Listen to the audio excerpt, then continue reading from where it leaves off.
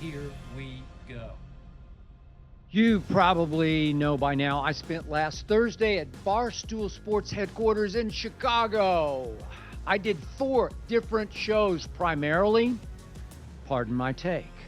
So, this is a special edition of my show to give you all my thoughts about what I saw, what I felt from minute to minute at Barstool on and off camera. I'll also get to Jayden versus Lamar, Shedeur on Saturday night, and Diego Pavia in just a few minutes. But first up, I have to do this. My Cowboys, who are no longer my Wowboys. Okay. I'm sure you get tired of all my belly aching about my Cowboys, but this time is way beyond belly aching. This is an SOS. This is a cry in the wilderness. This is beyond bad. This is the worst. These used to be the Dallas Cowboys I grew up loving, but the Dallas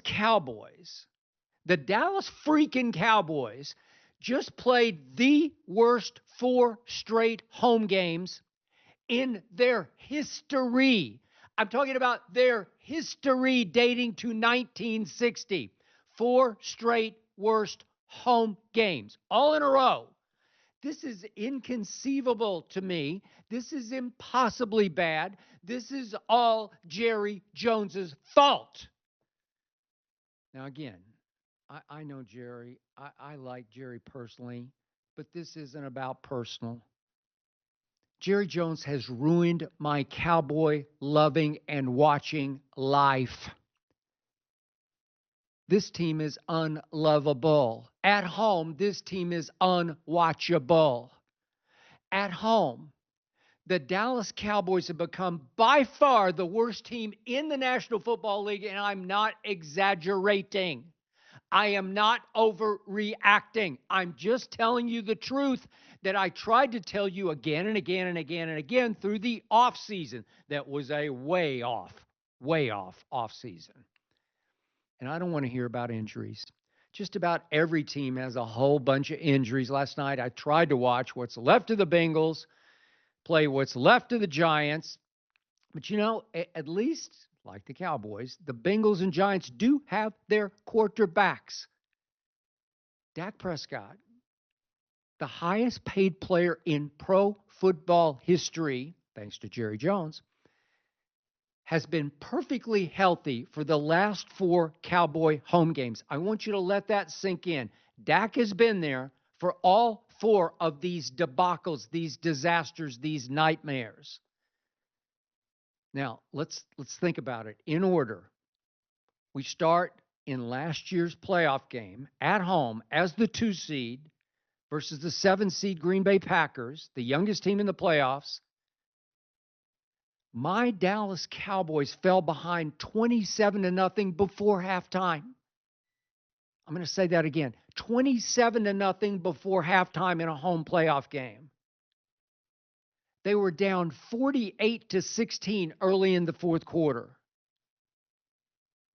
before Stat Prescott went garbage yards master in the fourth quarter and made it 48-32. Then in this year's home opener against the Saints are pretty good, but they're not that good. The New Orleans Saints led the Dallas Cowboys at Jerry World 35-16 at halftime on the way to winning 44-19. This was Derek Carr, 44-19. Then here came Baltimore. I predicted right here on the show what was about to happen. Baltimore went up 21-6 at halftime. Would have been ahead 31-6 with 10 minutes left in the game if Justin Tucker, who has been for 10 years the best kicker in all of football, hadn't missed a chip shot of a 40-yard field goal. That would have made it 31-6 Baltimore with 10 minutes left in the game.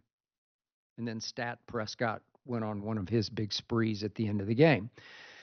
And yesterday, as you all too well know, The same Detroit Lions who earlier this year lost at home to Tampa Bay 20-16, led 27-6 at halftime on the way to winning 47-9. 47-9, the worst defeat in Jerry Jones' tenure as the owner and operator of the Dallas Cowboys dating back to 1989, very close to being the worst loss in Dallas Cowboy history, game that I covered back in 1985, the Bears. Those were the 1985 Bears. Talk about the freaking Chicago Bears. They won that game 44-0, and it looked like it had potential. But I just remind you again, Dak Prescott's offense against a middle-of-the-pack defense that everybody scores on and especially throws on, Dak Prescott managed 9 points and no touchdowns. What? 47-9?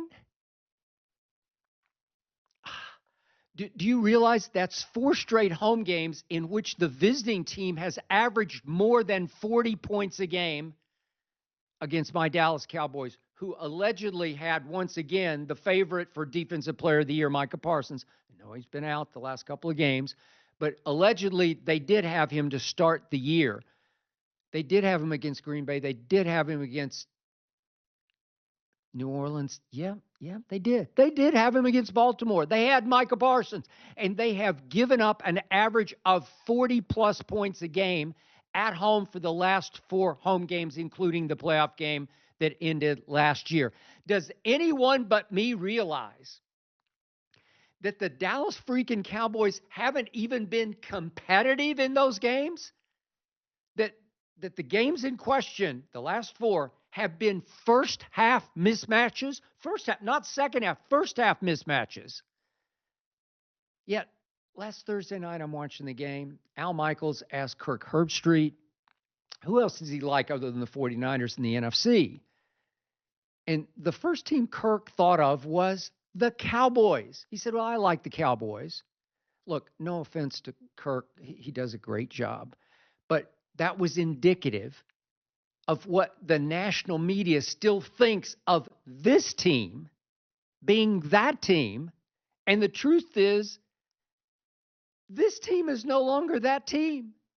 The truth is, it's all just metallic blue facade. We are just frauds wearing the greatest uniforms in sports history. We are frauds. Holy cowboy. Everybody, please wake up. It has come to this. We aren't even first half competitive at home. This is so wrong. So my first question to you is, and to Jerry is, how in the name of Thomas Wade Landry does Mike McCarthy still have his job? I pounded the table that he should have been fired after the Green Bay playoff nightmare. I pounded and pounded the table. Obviously, Mike McCarthy, worst motivator I have ever closely observed, didn't have his team remotely ready to play in any of our last 4 home games, not just 1 or 2 or even 3, 4 times in a row, did not have his team ready to play. Mike McCarthy, I'll say it again, I've said it 1,000 times, and I'll make it 1,001. He's a bump on the sideline log. McCarthy's pregame speeches would make great YouTube ASMR, put you right to sleep, just the way his team sleepwalks through home first half after half after half after half. But you know what the deal is. Old Jerry loves him some old Mike. Old Mike is just good people. He doesn't take himself too seriously. He never disagrees with old Jerry. Always does what old Jerry says. He's like another son to old Jerry. He's a good Friday hang. A lot of fun to get some beer and nachos with, talk some ball with, is old Mike McCarthy. Yesterday, Jerry Jones turned 82 years of age, but he's still running the Cowboys as their hands-on general manager. He's still playing favorites instead of playing to win. All in, my ass. I'll say it again. All in, Jerry, my ass. Jerry was the one responsible for bringing back Zeke and not pursuing the Big D in Big D. Derrick Henry, did you watch him yesterday in Baltimore? He's wearing purple. Derrick Henry lives in Dallas, wanted to be a Cowboy, and Jerry didn't even sniff. Jerry had no interest because Jerry loves Zeke like a son. Jerry wanted blast from past. Jerry brought home Zeke. In 6 games so far, washed up Zeke, as I predicted, has carried 30 times for a grand total of 98 yards. My nose runs faster than Zeke does now. Jerry has gone Joe Biden.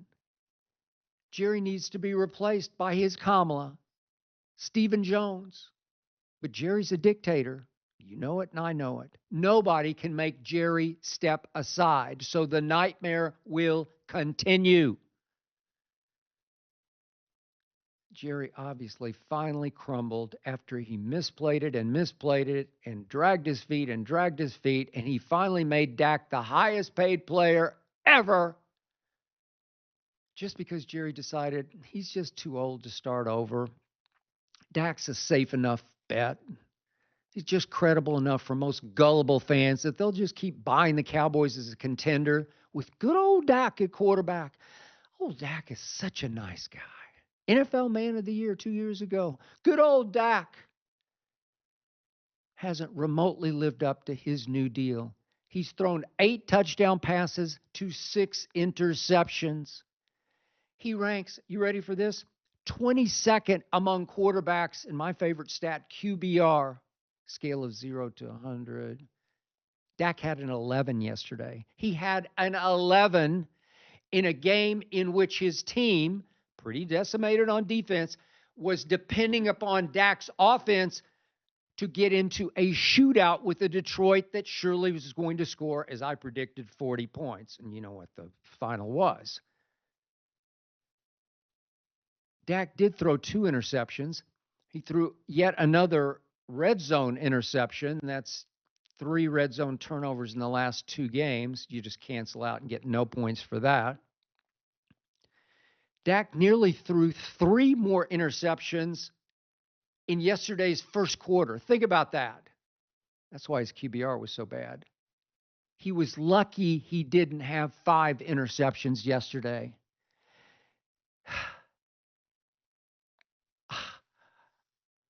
I hold Dak just as responsible as I hold Mike McCarthy for how deadheaded the Cowboys have been in the last 4 home first halves. I said from the start, Dak is not a dynamic leader. The team generally likes Dak, but it doesn't trust Dak, doesn't listen to Dak, doesn't follow Dak Prescott. Yet Jerry Biden made Dak, who's now 2-5 in the playoffs, the highest paid player ever. Lord, have mercy on us all. Dak said last night after yesterday's game that McCarthy gave the team a great post-game speech. What? You've lost 4 straight home games, allowing 40-plus points, and he gave you a great post-game speech going into your bye week? Wasn't that a little late? But Dak said, no, I'd follow Mike anywhere. Mike McCarthy is a great guy. And Dak said he's thankful to have Mike McCarthy as his head coach. You know why that is? Because Mike McCarthy never holds anybody accountable, never calls out any player, especially Dak, either publicly or privately. No, Dak got his money. You talk about set for life money. He got the greatest money ever, and now he just wants to live peacefully in the country club McCarthy runs for Jerry Jones. That's it. I just nailed it. That's it. The essence of the Dallas Cowboys. They live peacefully in a country club run by McCarthy for Jerry Jones. The last thing Dak wants is a coach who will come right in and rock that boat, actually come in and demand excellence from every player, especially the quarterback making the most money in all of football. Jerry is right there with Dak on all of the above. Jerry's going to defend Mike McCarthy to the death, and I feel like I died last night.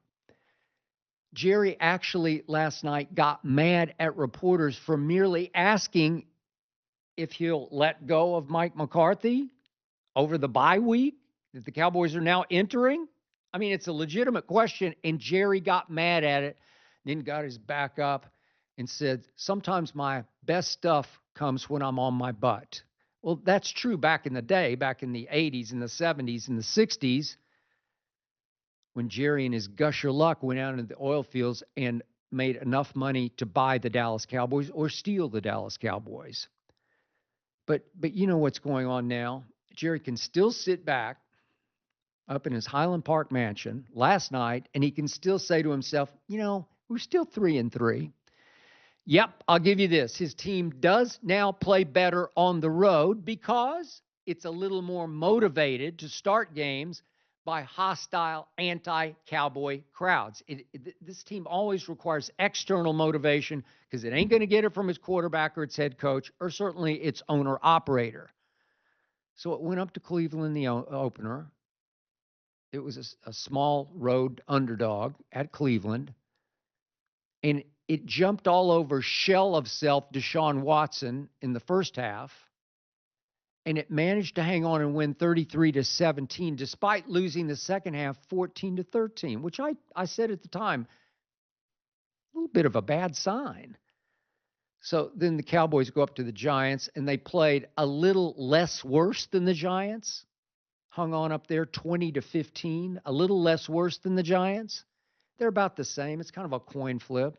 I see Dallas winning one game at home this year. Giants on Thanksgiving. Happy Thanksgiving to all you Cowboy fans early. Then at Pittsburgh, Dak was a little less awful than Justin Fields. And I'll give you this. Dak, after 3 big turnovers, 2 in the red zone, did save the game with a great late touchdown throw. I will happily give him that. Then that happened yesterday. This is a bad football team, thanks to Jerry being all out through the offseason. No, I'm sorry. This is an emergency situation. This is scary bad. This team is rotten to the core. This team is ripping my guts out. The defense did not come out and fight yesterday. It did not play desperate yesterday. And I have one thing going for me on offense. I got Dak to CeeDee Lamb, the best receiver in football, and Dak threw him 14 balls yesterday. I'll buy that. But CeeDee caught only 7 for 89 after last December against Detroit at Jerry World, catching 13 balls for 227 yards. Something is wrong between Dak and CeeDee, as well as something being wrong with a defense that has no real fight in it. I'm sorry. I said the Cowboys would go 8-9. I was wildly optimistic. Okay. Take a quick sip. Breakfast of Champions, Nectar of the Gods. Diet Mountain Dew. Now to my day at Barstool last Thursday in Chicago. Please remember, I do know Chicago because I lived in Chicago for about 3 years at State and Huron, right off Michigan. That's when I was the lead sports columnist for the Chicago Tribune back in its heyday during the end of the Michael Jordan dynasty, 1998, Last Dance Bulls, and the rise of Sammy Sosa versus Mark McGwire at Wrigley Field. My brother Rick owns 2 of the most popular restaurants in Chicago. That's Frontera Grill and the Topolobampo Room, which is Obama's favorite restaurant. So We arrived at Barstool at about 8:30 a.m. on Thursday at what used to be a warehouse not far from the United Center. And I walked into the Taj Mahal of sports media headquarters, a building worthy of Jordan himself, with an NBA caliber basketball court right through the heart of it. The Barstool folks did give us a quick tour of room after room after room of state of the art show sets. Then they took us to a kitchen that was worthy of my master chef brother, Rick Bayless. So now I was supposed to help Barstool's chef Donnie cook my breakfast while, of course, the cameras were rolling. And I'd requested an egg white omelet with various veggies. But up on the counter sat only one vegetable. My worst nightmare, my demon, my Stephen King horror story. There it was, a whole round green pepper just sitting up on the counter by itself, just grinning at me, daring me. You have to understand the not so delicious irony of this moment. I was the black sheep of my family when it came to cooking because everybody in my extended family cooked except for me. My father got up every morning at really 3:30 in the morning, got to work by 4 because he cooked at the little hole in the wall barbecue restaurant on the south side of Oklahoma City called the Hickory House that he owned and operated with my mom. My father cooked. My grandfather cooked. My grandmother cooked. My mother cooked. My brother cooked. Everybody cooked except me. And yet my father forced me to work at the Hickory House. Every summer day, every holiday, I worked at the Hickory House, kicking and screaming the whole way. I despised it. I had no use for it. There was nothing for me to really do there. So this was Christmas break of my 7th grade year at Taft Junior High School. I'm doing what was called preparation work. It's all I could do to get through the day. This is in the morning. We opened at 11 for lunch and then stayed open through dinner. So I'm doing preparation work in the back on a giant sort of butcher block table. A couple other people are back there working, not saying much. We're listening to the radio. I'm not into it. I'm half-hearted. I'm cutting up green peppers for the potato salad. This is back in the day. You had to do it manually with a giant, what looked like a rusty to me, butcher knife. I'm sure it was clean. Hope it was. But this giant butcher knife I would use to, well, first I would wash off the green pepper and it would be still a little wet. And I would take the giant butcher knife to cut it into halves and then cut it into quarters and then take it with both hands and chop, chop, chop, chop, chop into little bits of green pepper to put in the potato salad. So this one morning, I'm not into it. I'm not thinking. The green pepper is wet, and you know what happened. As I pushed down on the whole green pepper, the knife on the wet top slipped to the side, and this finger took it right across, and the butcher knife cut me literally to the bone because I could see my bone.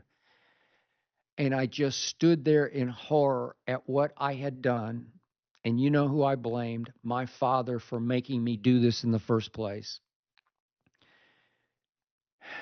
And I grabbed a rag and I put it around my finger. And I walked into my father's office and I said, "Look what you made me do."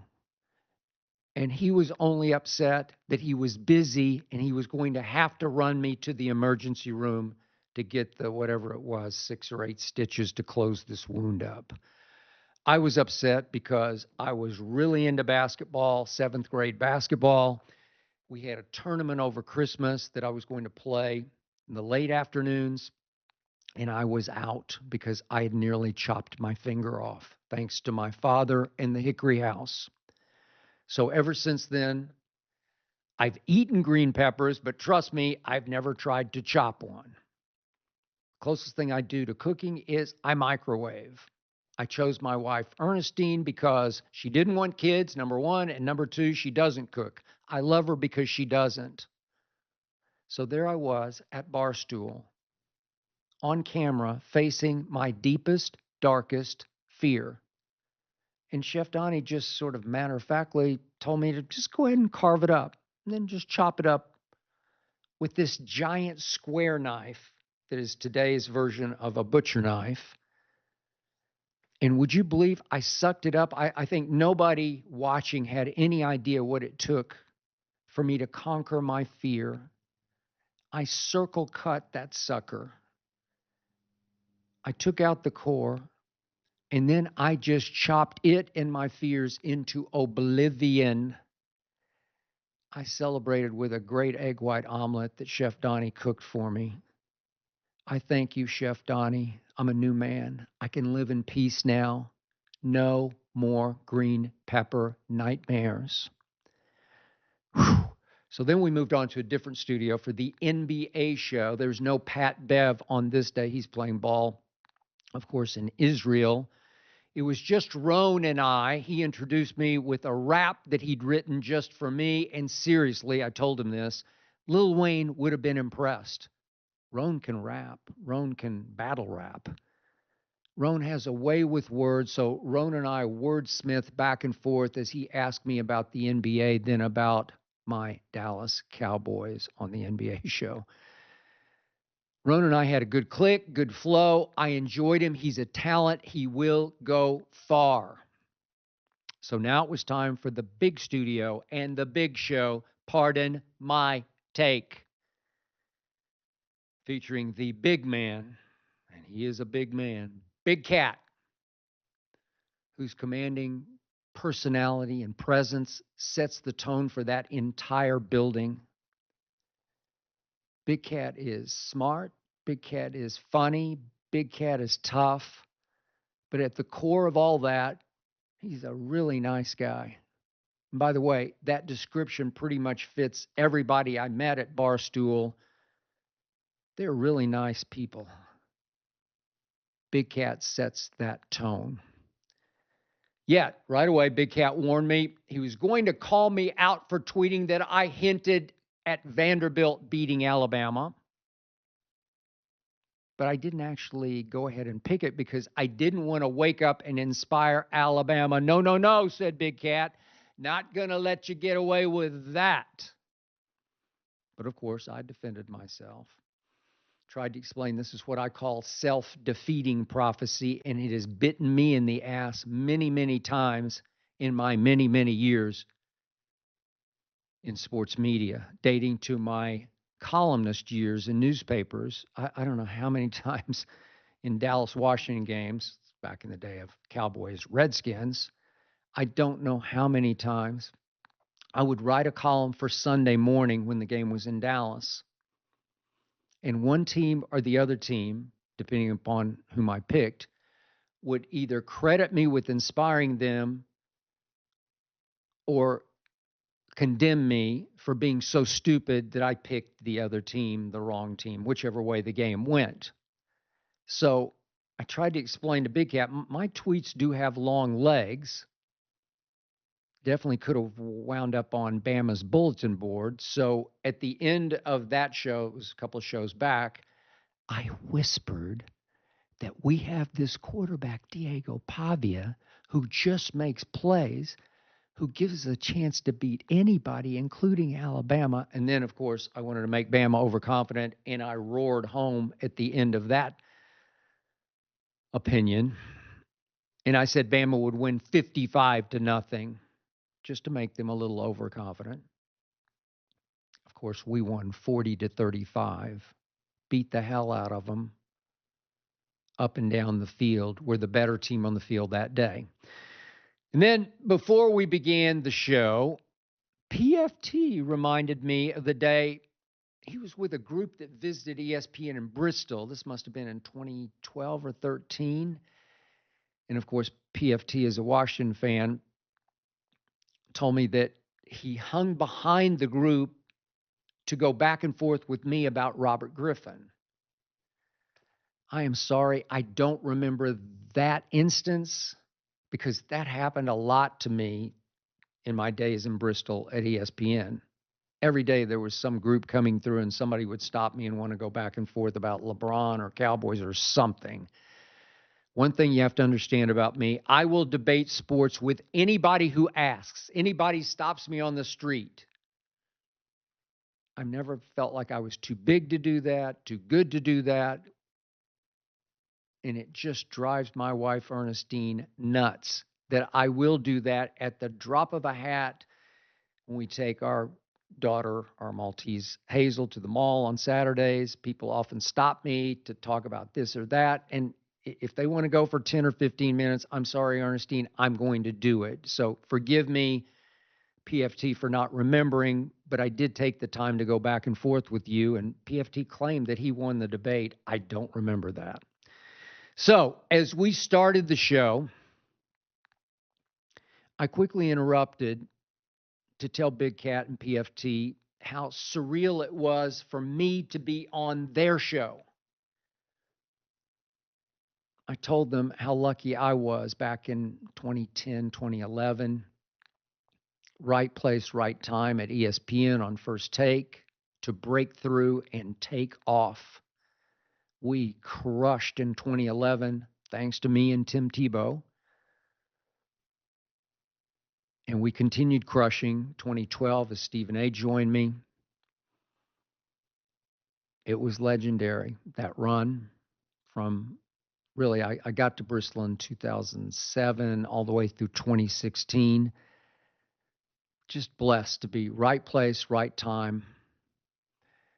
As were Big Cat and PFT. Soon after I left Stephen A. to come out here to LA to Fox in 2016, they started about 6 months before I left Stephen A. And did Cat and PFT ever capitalize on their moment? They took off. They became the new Stephen A. and Skip. Yet, I remind you,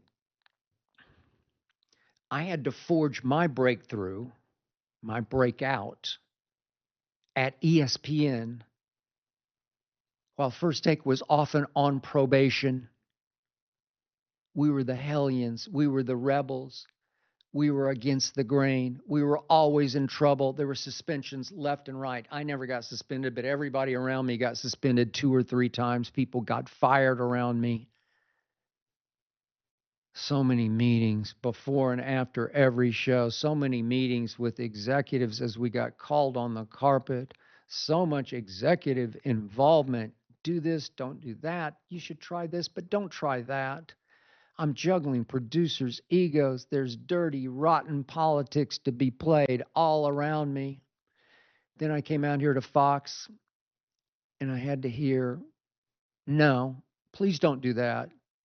No, you can't say that. Don't do that. Memo after memo the night before shows. Protect the NFL. They're our partner. Protect MLB. They're our partner. All of this at Fox just wore me out, as it had at ESPN. It was a big reason I left the TV business to get into the digital side.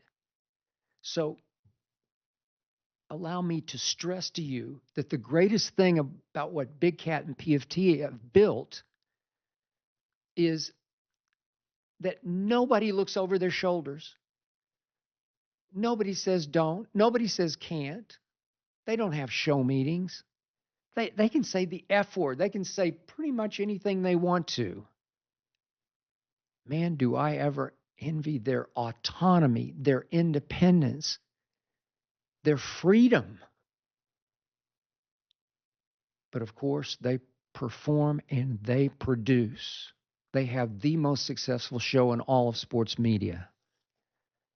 So as long as that continues, and I certainly see no end in sight, they are enjoying the greatest ride in sports media history. They have created my dream show, which is what I wanted to relate to them before we even got started.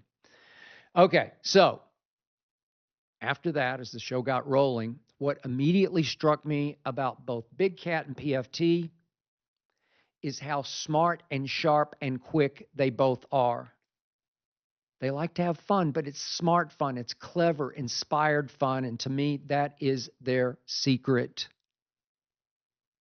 And do they ever have amazing interviewing chemistry? It's not that easy to do what they do. They just pepper away in unison, in rhythm at their guest. That's why doing this show was so difficult for me. 20 years I did live television, debate format. I always said debates are won the night before, preparation and concentration. So for me, pardon my take. And by the way, I should mention their title, which was genius. Pardon my interruption and first take combined. They sent the early message to everybody. We're sarcastically not them. We're going to be us. Genius move. So for me, pardon my take was very difficult to prepare for because it's just so unpredictable. It's so rapid fire at an unpredictable rhythm. It's virtually impossible to surprise me in a debate, but these two surprised me, I don't know, 15 or 20 times in the 90 minutes they interviewed me. 90 minutes, they grilled me. So in the end, by Thursday night, I wasn't all that happy with how I responded to all these questions, though truth was, not exaggerating, all my friends thought it was really, really good. I heard from people I hadn't heard from in years. You were great on Barstool. I was? So my wife Ernestine read some of the comments. I always warn her off, but she read some of the comments off the posted show. And again, she saw people saying, man, this is a whole different side of Skip. Well, trust me, that side has always been right there, just below the surface, but it's very difficult to consistently show that side when you're engaged in go for the throat debate. That's the format I was in. Little increments, little 10-minute blasts, go for the throat debate. So the debater in me is not a character I play on TV. The debater's real. It's 100% me.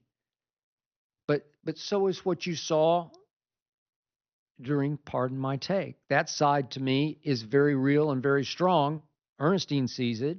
Friends see it. Maybe it comes out on the golf course, but never in the debate format on live national TV for 20 years. So Big Cat obviously thinks I'm pretty crazy with my diet, my exercise, how seriously I take my sports opinions, sports debate, want to win every debate, do win every debate. So sometimes he clearly was making fun of me, which didn't bother me at all. I'm easy to make fun of. But I also make no apologies for the way I am. I do have the courage of my convictions. I am very happy being who I am. So then Big Cat set me up perfectly by asking me if I've ever regretted a single opinion I've ever uttered. I said, nope, not a single one. And kaboom! He hit me with some tweets from, I don't know, 2010, 11, and 12 range. Somebody on their staff had done a whole lot of research, sifting back through 15 years of tweets. Trust me on this. Cat and PFT do their homework because they had done their homework on all things me. They were ready. They were prepared.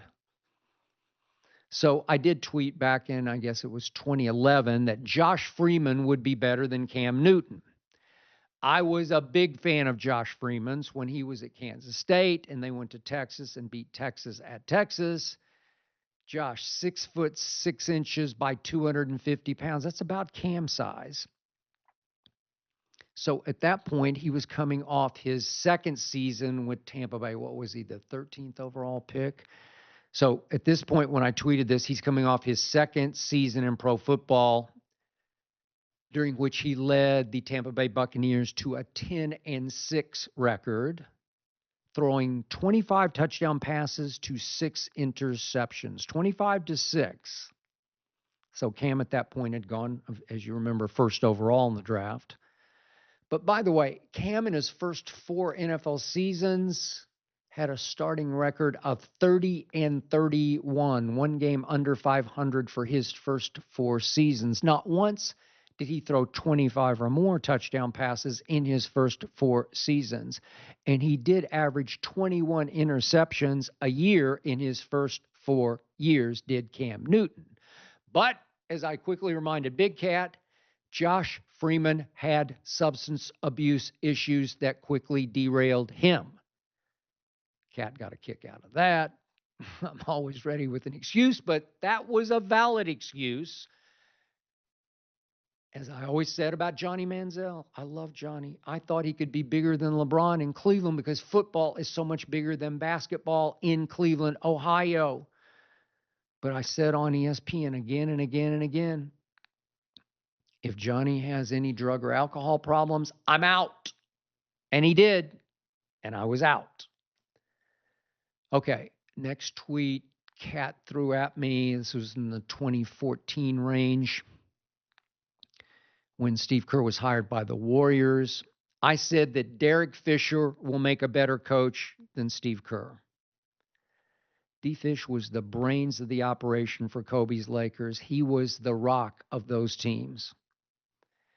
He was just retiring as a player, just as Steve Kerr fell into a Golden State team that was taught so well by Mark Jackson before him, coached so completely and beautifully by Mark Jackson before Steve Kerr. And obviously, just as Steve took over, Steph and Clay and Draymond took over. Then they added KD and continued to take more and more over. And Derek Fisher finally fell into one awful situation.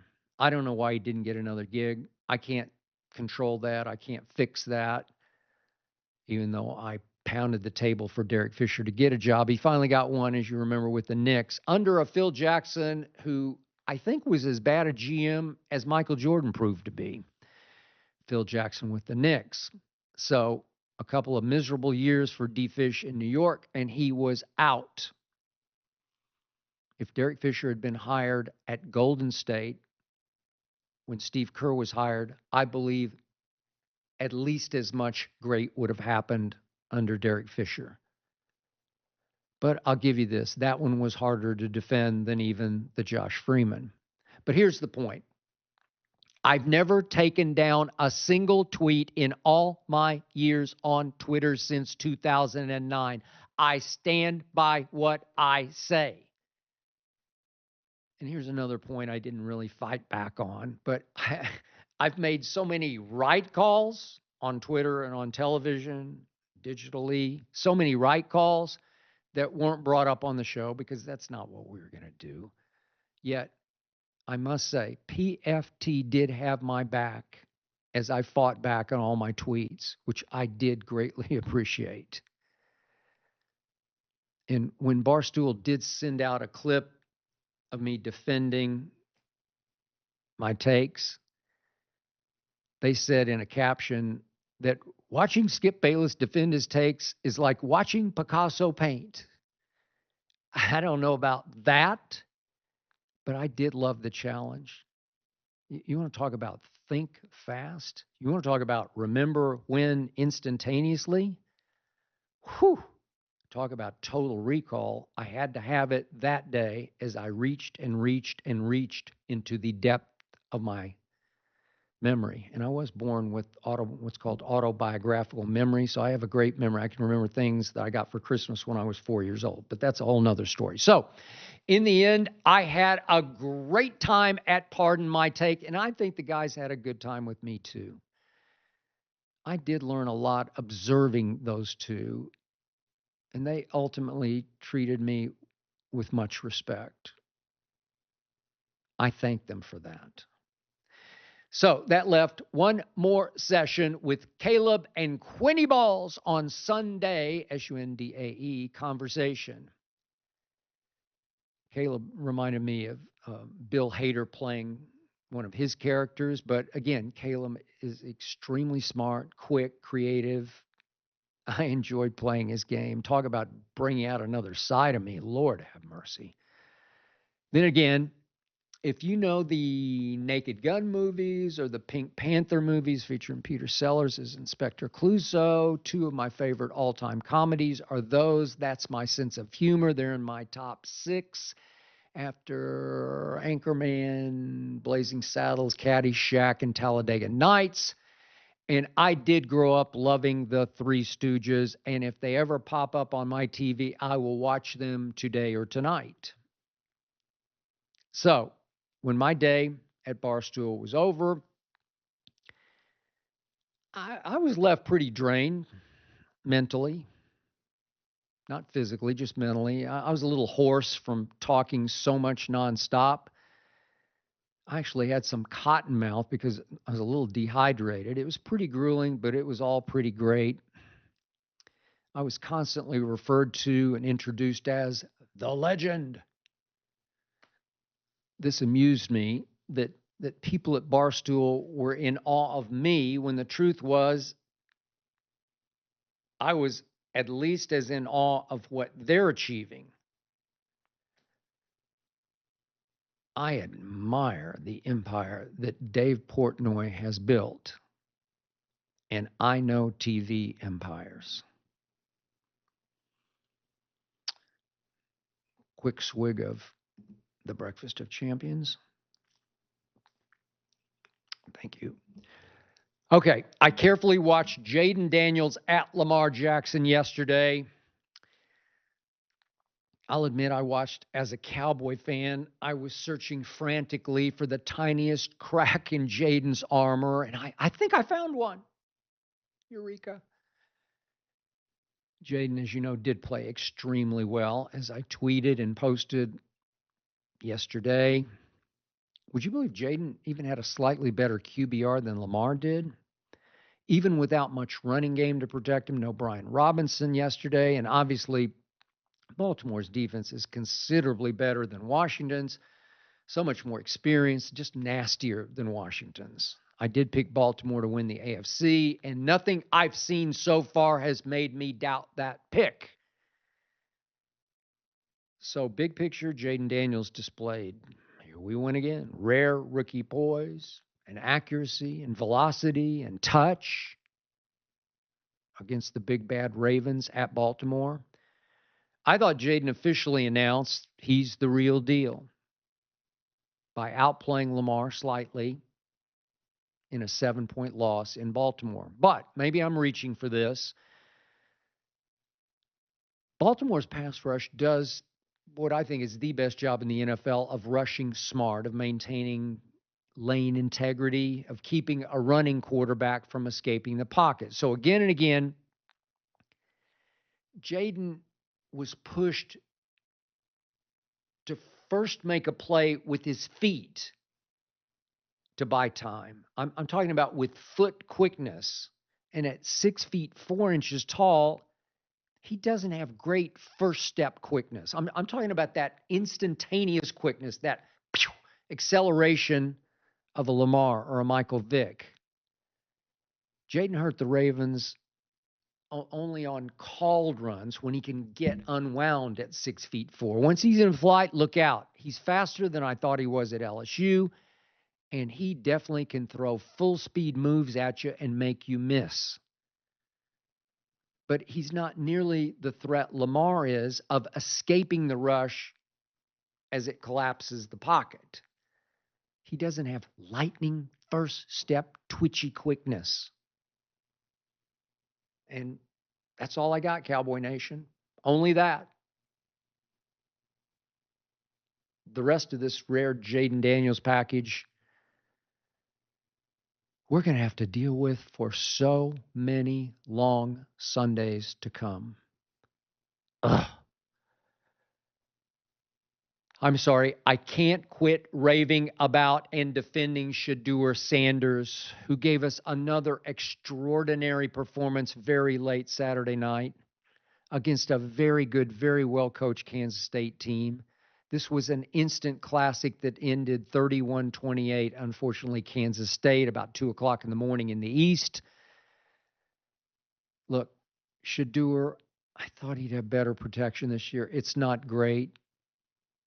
He's now second in the nation in time sacked after finishing first in the nation last year. Does he hold on to the ball a little too long trying to make a play? He has to, because they're just not as good as I thought they were. His father wasn't able to beef up the talent around him to quite the level I expected. I mean, Shedeur has next to no run game to keep defenses honest. And would you believe that Saturday night, Shedeur lost his top 3 receivers during the game, including the receiver, Travis Hunter? And would you believe Shedeur still went 34 of 40 for 388 yards, 3 touchdowns, 1 interception that transpired when he got so desperate after losing all 3 receivers that he forced a ball over the middle right into coverage. So far, Shedeur has 17 touchdown passes to only 4 interceptions, while completing 72% of his passes and averaging 336 yards passing per game, which is 4th in the nation. Every time I watch Shedeur compete, the young man just competes. I believe more deeply than ever he should be the first quarterback taken in the draft. Shedeur has the best arm in college football. He throws off his back foot where I say, I don't know where that velocity came from. He is the toughest quarterback I've seen in the country because he gets knocked down so many times and jumps right back up and fires away. And Shedeur, to me, has proven again and again and again over 2 years' time at Colorado, he is the clutchest quarterback in the country. And that does include my quarterback at Vanderbilt, Diego Pavia. I will get to him in just a moment. So on Colorado's final offensive play of the night, it's 4th and 5 from its own 30-yard line. Shedeur shocked me. He launched a perfect deep ball for Will Sheppard that came down right in Will Sheppard's upraised hands. But the DB obviously got there early, ran straight through Sheppard without looking for the ball. It was glaring pass interference, no flag. I just think that deep down, the refs do not like Shedeur or his daddy. If Travis Hunter hadn't been hurt catching a pass and taking a shot on his shoulder, Colorado wins that game in Boulder and rises to 5-1 in the miracle run to a Big 12 title, and the playoffs still would have been alive. But Shedeur had nothing to be ashamed of once again. He proved it again. He is the best quarterback in the United States of America. So, allow me this. In all my many, many years of analyzing sports,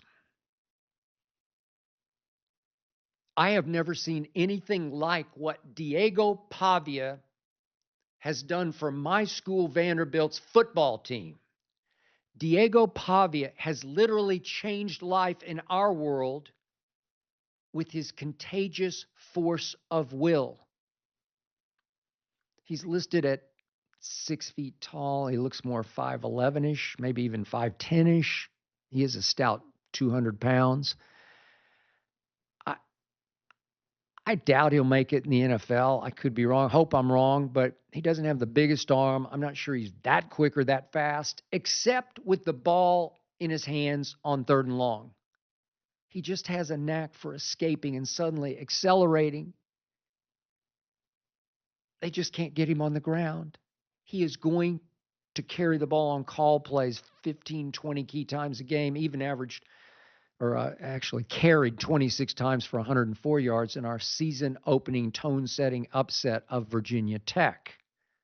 But the point is, without, say, Shedeur's talent and size, Diego Pavia has made this Vanderbilt team actually believe with all its heart and soul it can beat anybody. It came within a second overtime of beating Missouri, number 7 ranked Missouri, at Missouri. It kicked Alabama's ass all over the field as a 25-point underdog. Then last Saturday, it went up to Kentucky against Wildcats coming off their bye. Wildcats coming off a huge win at Ole Miss. Wildcats favored by 12.5 points and beat the Wildcats 20-13, which announced to the college football world Alabama was no fluke. Vanderbilt is no fluke. Vanderbilt is no flash in a one Saturday pan. Vanderbilt is here to stay. Pavia wrenched his knee in the second half at Kentucky. He twice limped all the way to the tent. I don't know, for a pain-killing shot. No idea. Does he need surgery? I have no idea. As our coach said afterward, you'd have to amputate his leg to keep him from playing the next week and the next week and the next week. All I know is that even with an injured knee, Diego Pavia ran like the wind when it was necessary to seal the deal at Kentucky. Who knows?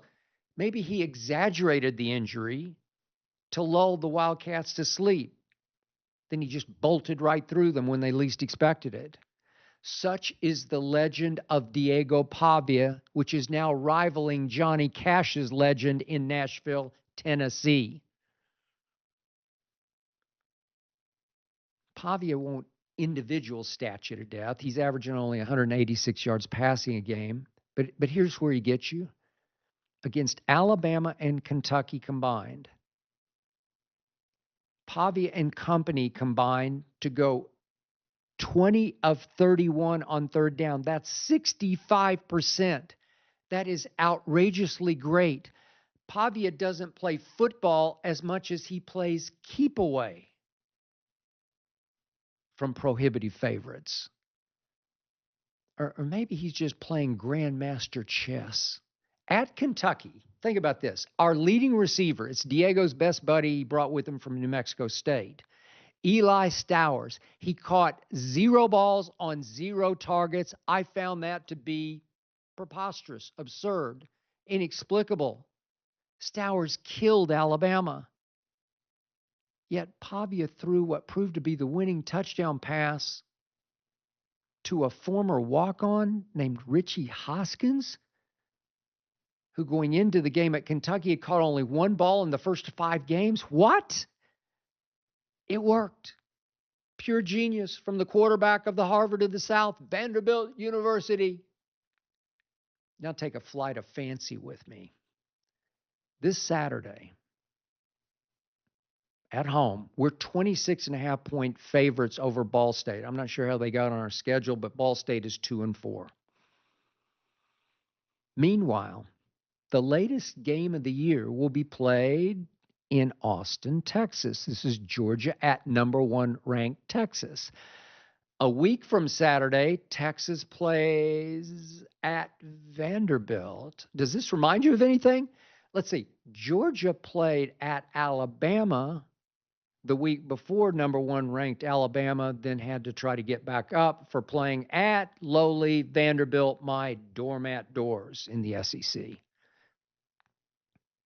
Could historical lightning strike twice in one season? Is it even imaginable that the SEC's perennial football doormat, my Commodores, could upset 2 different number 1 ranked teams in the nation in the same season? Is that possible? With Diego Pavia at the controls, anything is possible. Trust me on this.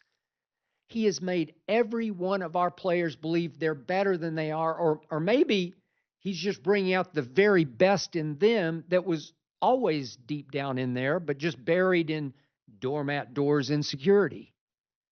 Seriously, we look like the better team against Alabama and then again against Kentucky at Kentucky. For that matter, at Missouri against Missouri. So as you probably know, I grew up a spoiled, rotten Oklahoma Sooners fan in Oklahoma City before going away to Vanderbilt. Never could I have imagined both Vanderbilt and Oklahoma being in the SEC and me watching Texas destroy my Sooners last Saturday and now thinking Vanderbilt has a chance against Texas. It has come to this. My Commodores are better than my Sooners. All because of Diego Pavia. So at least I still have my Vanderbilt Commodores going for me. That's it for this special episode. Thanks to Tyler Korn for producing, to Ernestine for overseeing, and to Hazel for approving.